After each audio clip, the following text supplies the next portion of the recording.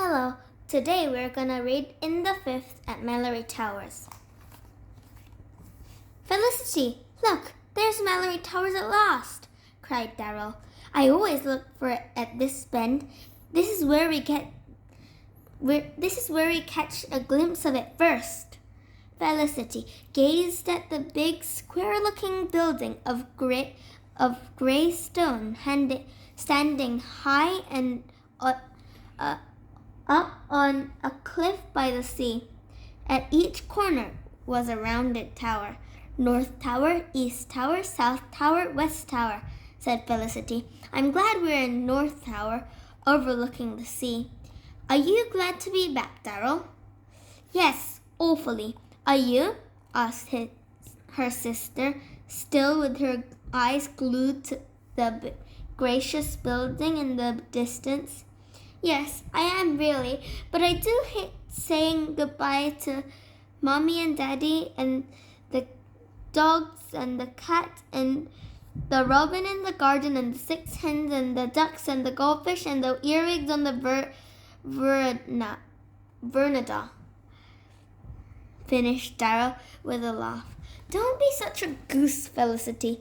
You know quite well that as soon as you set a foot on the grounds of Malory Towers, you'll love being there. Oh, yes, I know I shall, said Felicity, but it's quite a different world from the world of home. It's a bit difficult suddenly going from one to the other. Well, all I can say is we're lucky to have two such marvelous worlds to live in, said Darryl. Home and Malory Towers. Look, who's in that car? Felicity leaned out to see. It's June, she said. June and Alicia, her cousin. Darryl snorted. She didn't like the first former June. Don't you go get friendly with that sly, brazen little June again, she warned Felicity. You know what happened last term. You stick to Susan. I'm going to, said Felicity. You needn't tell me things like that now. I'm not a new girl now. I'm in my 2nd term. Wish I was, said Darryl. I hate to think that every term the day I leave comes nearer. Well, it's the same for me, said Felicity. Only I don't have to bother about it yet with so many terms in front of me. I say, fancy you being a 5th former this term, in the 5th at Malory Towers. Gosh, it does sound grand. And me, only a 1st former. Yes, you 1st formers do seem like babies to me now, said Darryl. Absolute kids. It's funny to think how I looked up to the 5th formers when I was in the 1st. Hardly dared to speak to one. And if one spoke to me, I almost fell through the ground. I don't notice like that about you, young Felicity.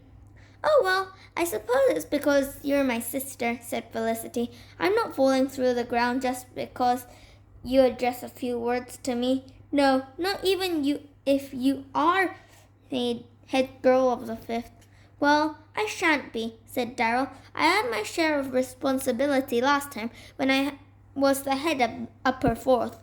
Anyway, I'd like to sit back and take a bit of a rest from responsibility this term.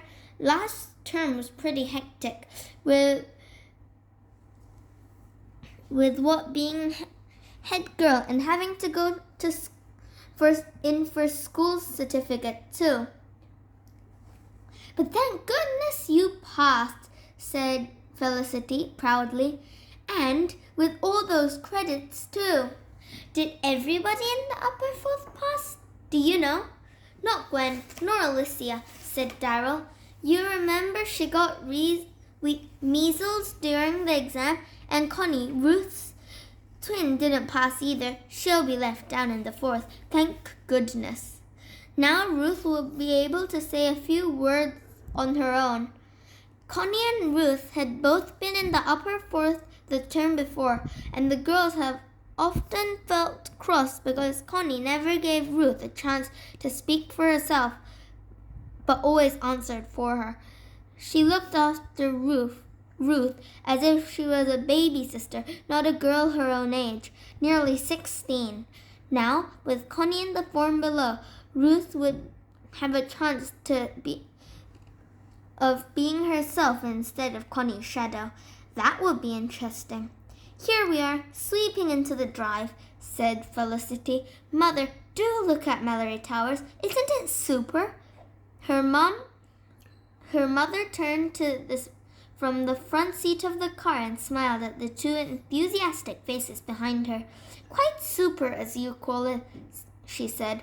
In fact, smashing, said Mr. Rivers, who was at the wheel. Isn't that the right word, Felicity? It's the word I seem to have heard you use more than any other during these holidays. The girls laughed.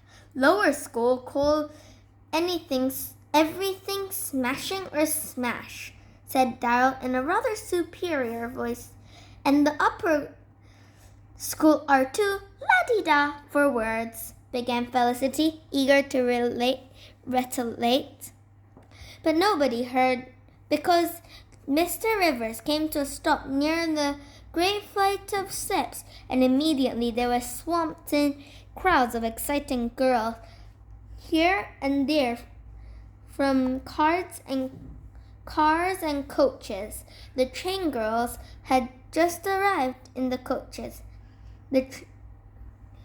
and that brought them from the station, and there was a tremendous noise of yelling and shouting and hooting of car horns that it was impossible to hear what anybody said.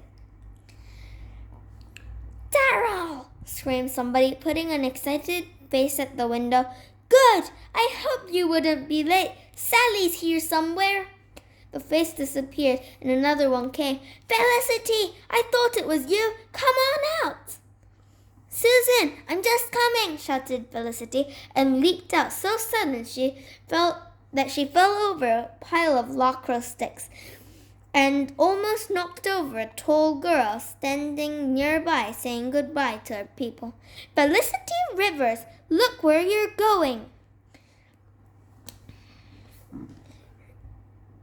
said a wrathful voice, and Felicity blushed and almost fell through the ground. It was Irene speaking, Irene, who is now a fifth former. Darryl grinned to herself. Aha! Felicity might cheat one fifth former, her own sister, but she was still in awe of the big girls after all. Sorry, Irene, said Felicity in a meek voice. Frightfully sorry. Darryl jumped out too and was immediately surrounded by her friends. Darryl, I'll help you with your things. Hello, Darryl. Did you have a good hauls? I say, you passed your school cert.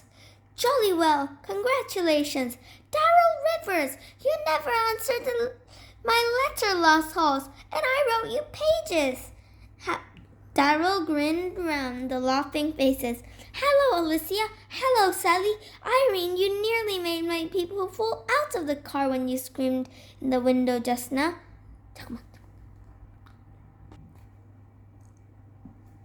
Irene, you nearly made my people fall out of the car when you screamed in the window just now. Hello, Belinda. Done any good sketching in the halls?